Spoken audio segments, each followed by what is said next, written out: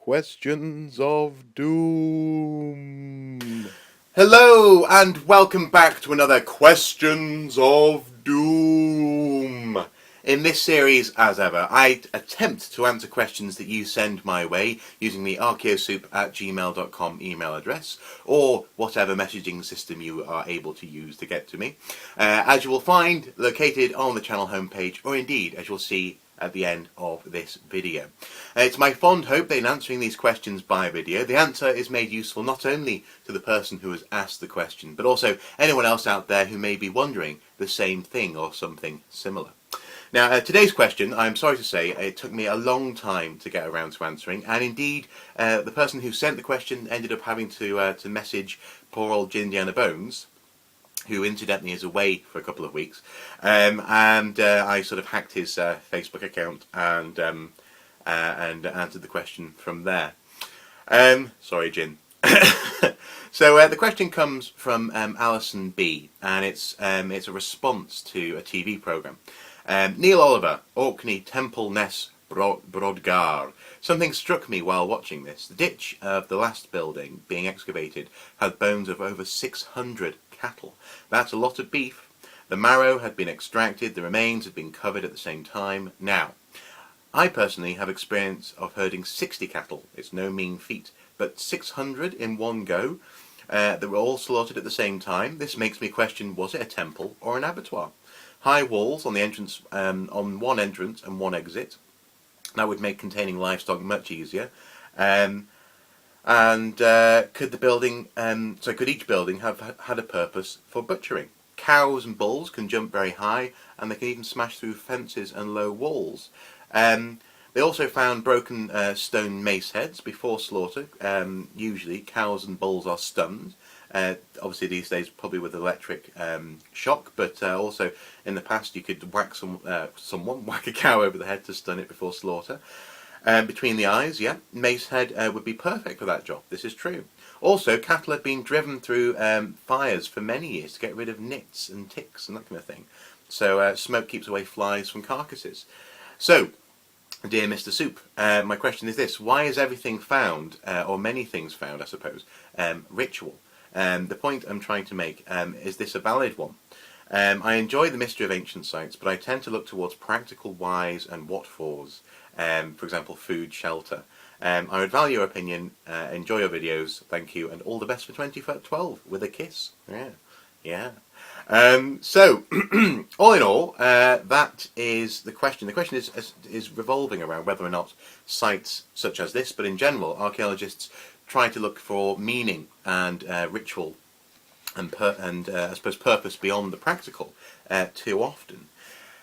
And I suppose in many ways, actually, I completely agree. I think archaeologists do tend to look for a significance beyond the obvious, or indeed significance when it may simply be what they're looking at is simply random or not enough data to draw significant conclusions. Your question brought to mind a time when I left a footprint in the middle of a concrete slab as a child.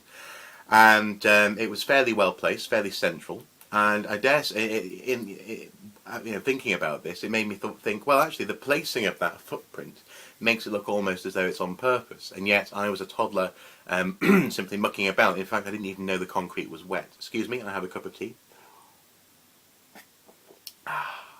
But what would an archaeologist think of that? If they saw a footprint which was centrally placed, would that be seen as significant, meaningful, as it were?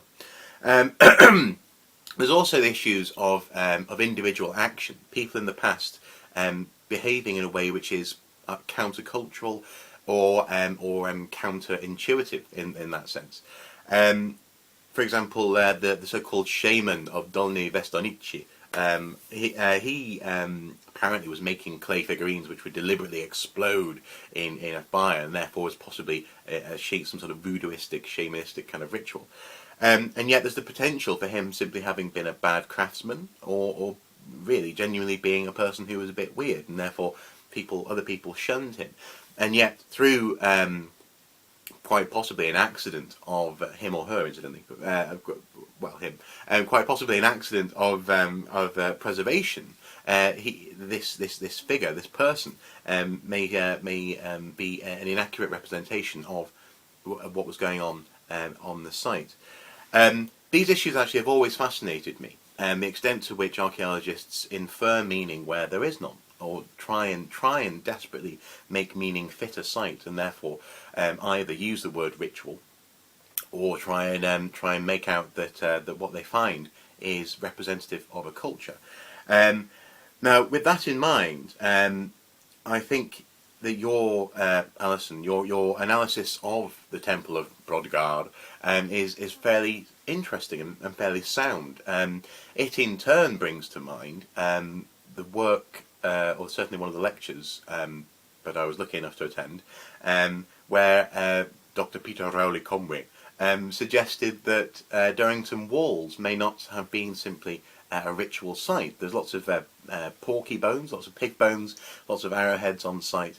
It may have been some form of spectator controlled hunting, essentially in a certain place. It may have been part of a feast. Now, this, of course, is ritual, and indeed so are sporting events. But the point is, it's an explanation which is very understandable and which is quantifiable.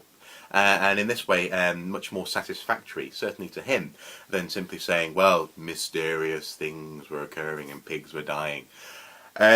So, again, in many ways, I completely see where you're coming from. The need and the desire to try and understand what's going on is a very valid one.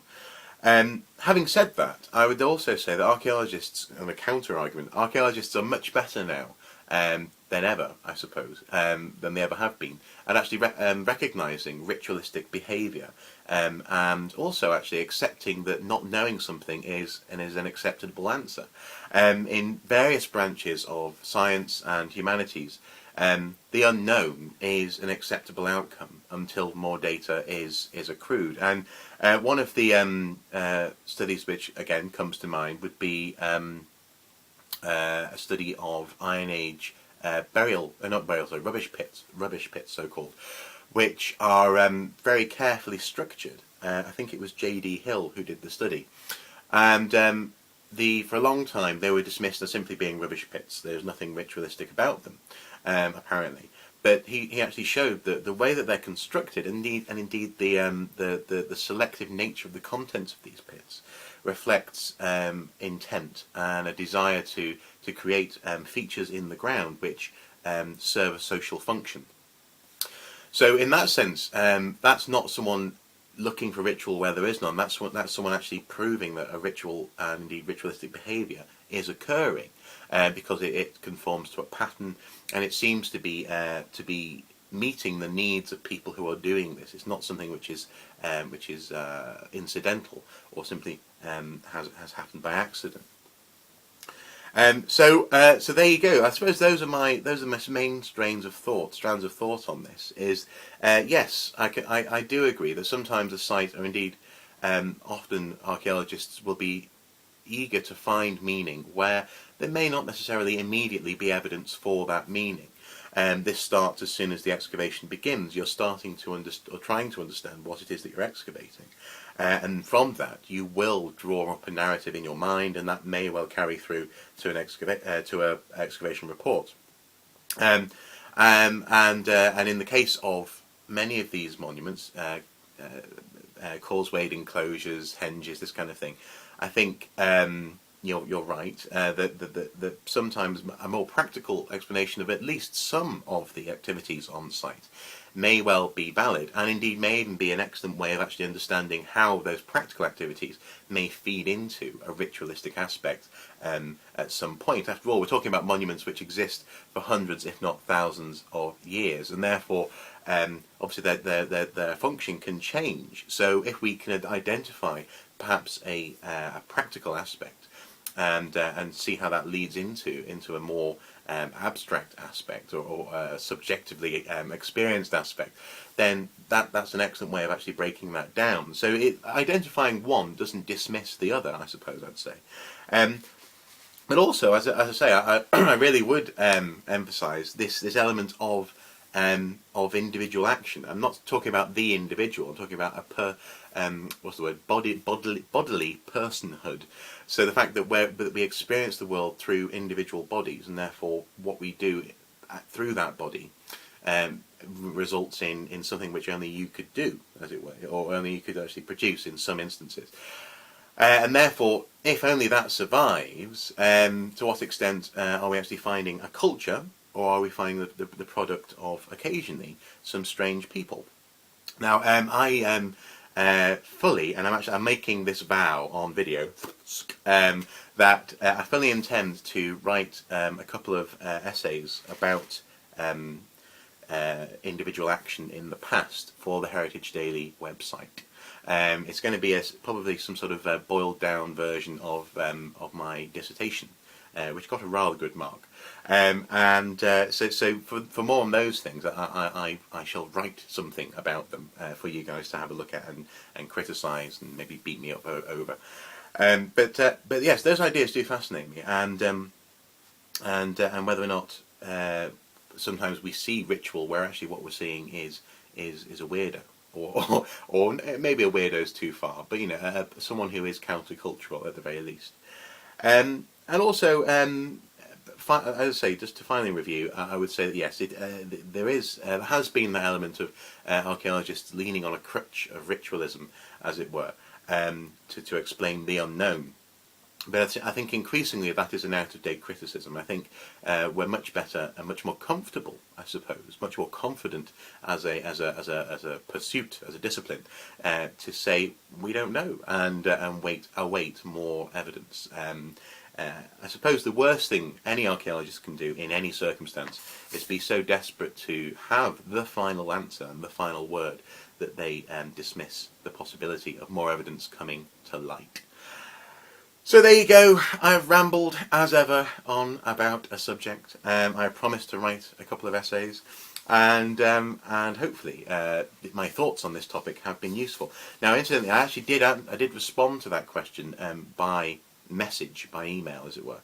But I thought I'd record all of these thoughts down on video for the use on, and indeed, hopefully, the titillation of people out there in YouTube land. So thank you very much, Alison B, for the question. It was a wonderful question and very well worth thinking about. And I would now turn over the floor to you fine people to share your thoughts on these things: ritualism, the action of the individual, the need to explain a site, and whether or not actually we're just making up a load of